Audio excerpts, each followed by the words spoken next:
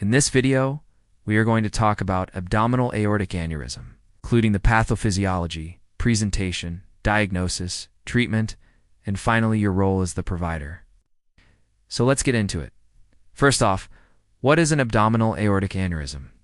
It is a localized dilation of the abdominal aorta that is greater than 3.0 centimeters in diameter. This dilation, or ballooning, of the aorta results from the weakening of the aortic wall. This then leads to a progressive expansion of the aneurysm, which if it gets too big, can rupture. And that is definitely something that we don't want, because that can be fatal. Now, what are some risk factors? Well, the number one risk factor is smoking. Other risk factors include hypertension, atherosclerosis, diabetes, as well as a family history of AAAs. AAAs are more common in older adults, particularly men over the age of 65. What are some symptoms? Well, many people who have an abdominal aortic aneurysm don't experience any symptoms, so it is usually found incidentally on some type of imaging or screening test. When symptoms do occur, they may include a pulsatile abdominal mass, abdominal or back pain that is steady, deep, or gnawing in nature. Also, compression symptoms may occur, such as early satiety or nausea, if the aneurysm is large enough. Finally, if the aneurysm ruptures, this will cause a sudden severe pain, hypotension, and shock. And this is a surgical emergency because it's a life-threatening emergency. How do we diagnose an AA? Well, our first-line screening and initial diagnosis is with abdominal ultrasound.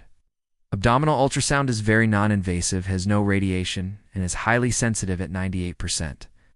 We can use ultrasound to screen for AAs and to monitor known small AAs that are less than 5.5 centimeters in diameter.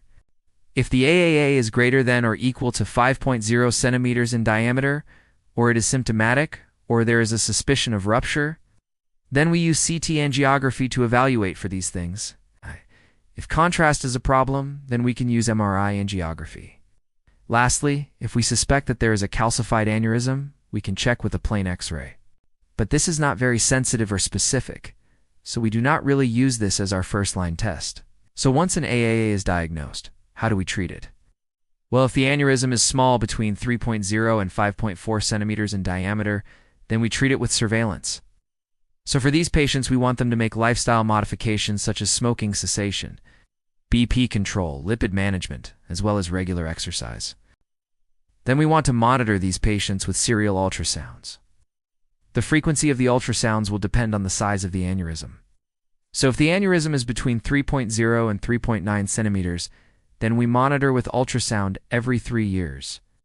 Between 4.0 and 4.9 centimeters, we monitor every 12 months. And if the aneurysm is 5.0 to 5.4 centimeters, we want to monitor every 6 months. If the AAA is greater than 5.5 centimeters in diameter, or it has grown by more than 0.5 centimeters in the last 6 months, then we treat it with elective repair. And this is done with either endovascular aneurysm repair or open surgical repair. The choice between the two depends on several factors, including the patient's age, overall health, as well as the anatomy of the aneurysm. So what is your role as the primary care provider? Well, you play a critical role in the diagnosis and treatment of AAAs. First off, you want to screen all men between the ages of 65 and 75 who have a history of smoking with a one-time abdominal ultrasound. You then want to assess your patient for risk factors of AAAs, including hypertension, smoking, diabetes, as well as high cholesterol. And you want to manage these risk factors effectively. You then refer your patient to vascular surgery if they have an AA of 5.0 centimeters or greater, or if they are symptomatic. You also want to refer patients urgently to vascular surgery if the patient presents with an aneurysm rupture, which will be fairly obvious with the presentation. Alright, that was a quick overview of AAAs. Hopefully you found it useful. If you did, please like the video and leave me a comment. And if you guys would like to see more videos like this, please subscribe. Thanks for watching. I hope you liked the video.